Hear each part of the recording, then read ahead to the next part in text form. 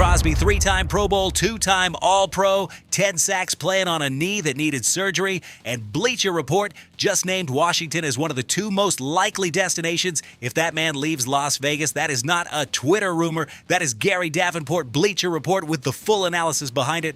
But there is something nobody in the DMV is calculating correctly yet, because while that conversation is exploding, the Commanders quietly already brought Chris Brazzell II to Ashburn, a 6'5" receiver running a 4.37 in the 40, a SEC unicorn with over 1,000 yards and 9 touchdowns, who had a top 30 visit with this team.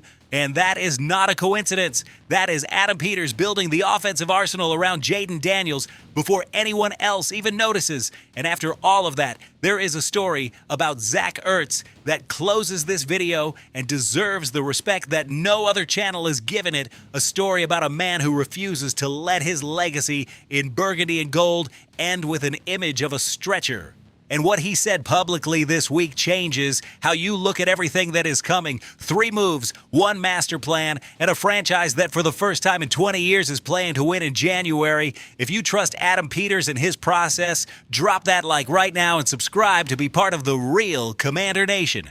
All right, let's start with the one that has everybody in the DMV talking. Bleacher Report. Gary Davenport dropped a piece saying the Cowboys and the Washington Commanders are the most likely destinations if Max Crosby gets moved out of Las Vegas. And fam, when you read that for the first time, you read it twice, because we are talking about Max Crosby, 3-time Pro Bowler, 2-time All-Pro, the guy who in 2024 posted 10 sacks, 73 tackles, and 2 forced fumbles while playing on a knee that needed surgery. Wait, 10 sacks on a compromised knee? That is not a good player. That is a different kind of competitor. Now here is the full picture. Crosby is under contract through 2027, $106 million total, but the Raiders are in full rebuild mode. New head coach, new front office direction, new plan for the future. And when a team goes into that mode, elite players on big contracts become trade candidates. It is that simple. The trade to Baltimore almost happened but fell apart over the knee situation, which has since been surgically repaired.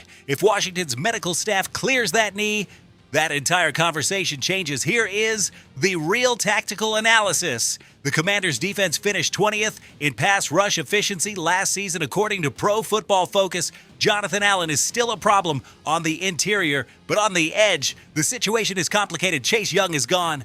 Montez Sweat is in Chicago. What Washington has on the outside right now needs a serious upgrade to compete come January. Max Crosby is not just an upgrade. That is a transformation. Y'all don't understand what that guy does to the entire defensive front. It is not just his sack numbers. It is that offensive tackles have to spend the entire week preparing specifically for him. It is that his presence creates advantages for every other player on that line. It is that on 4th and short in a playoff game, you are a completely different defense when he is on the field. The legitimate counter-argument is the price. The Raiders are going to want a first-round pick, probably more. Washington holds the 17th overall pick. Do you move it? Look, I could be wrong, but I am not moving 17 for a 28-year-old coming off knee surgery without seeing the full medical report first. Now, if that knee is clean and you could structure a package around second-round picks and a roster piece, that is a different conversation entirely. That is a conversation Peters needs to be having right now, because the question is not whether Crosby makes this defense better. He makes it better automatically. The question is how much capital you are willing to invest in a player who has already proved he is elite and who wants to win. In the NFL, that kind of player does not come available every year. This is a window. This franchise has a quarterback we have never had before in Ashburn. This is not the time to be timid. Now, while that Crosby conversation is still in the air, the Commanders are also building around Jaden Daniels in a different way. Chris Brazzell II, Tennessee, the only wide receiver in the entire SEC with over 1,000 yards and 9 touchdowns in the 2025 season. And the man had a top 30 pre-draft visit with Washington. That is not casual. Top 30 means the team has real interest, not just curiosity. It means the coaching staff evaluated him in person, asked him questions, studied how he fits in their system. Now, why does Brazzell matter here? 6 feet 5 inches, 4.37 in the 40-yard dash. That is not just a receiver, that is a unicorn. A field stretcher with that size and that speed does not exist in many draft classes. What Brazel does is stretch the defense vertically, win at the catch point with his body, and in the red zone, he is a nightmare because his catch radius is elite. Literally no average cornerback has the length to take the ball away from him when you put it in the right spot. The area of concern was his drops. In 2024, he had a drop rate of 17%, which is high. In 2025, he brought that down to 3.2%. That is work. That is adjustment. That is a receiver who heard the criticism and answered it with production. Lance Zierlein at NFL Network compares him to Christian Watson of the Packers, a guy who signed an extension worth $46 million. If Brazel slides to the second or third round, as currently projected, and Washington gets him there, you are talking about extraordinary value. Think about what that looks like. Terry McLaurin on one side, winning with route precision. Brazel on the other, stretching the field vertically. Jaden Daniels with time to go through his reads and two genuine threats on the outside. That is not the same offense we watched in 2025. That is a step forward. And there is one story I want to close with the respect it deserves. Zach Ertz does not want his career to end with that image from Week 14.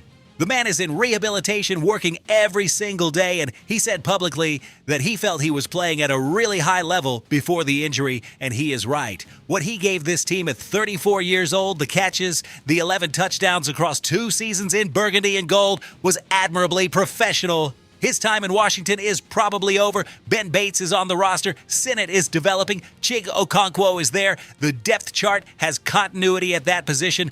But Ertz, as a person, as a competitor, as a Super Bowl champion who came to Washington and gave everything he had left, deserves that recognition. The NFL is brutal. We see it every single season. A player is producing, being a perfect safety net for a young quarterback, and in one play, everything changes. But his response, the decision to not let that moment be the final image of who he is, says everything about the kind of player Zach Ertz has always been. Raise hail, Zach. Wherever you land next, you earned every bit of that respect. Look at where we are, a team with Jaden Daniels leading the offense, a general manager in Adam Peters who has not made a wrong step since he walked into Ashburn, a fan base that for the first time in years can genuinely dream about something real. And now the conversation is whether you add Max Crosby to that defensive front, whether you find the next offensive weapon in the draft, whether you build the roster that makes sure this window does not close.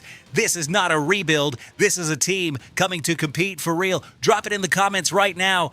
Do you pay the price for Crosby, or do you trust the draft to solve that edge problem? Because I already know where I stand, and I want to know if you are with me on this one. If this fired you up, leave that like before you go. It means everything. See you in the next one. Raise hail.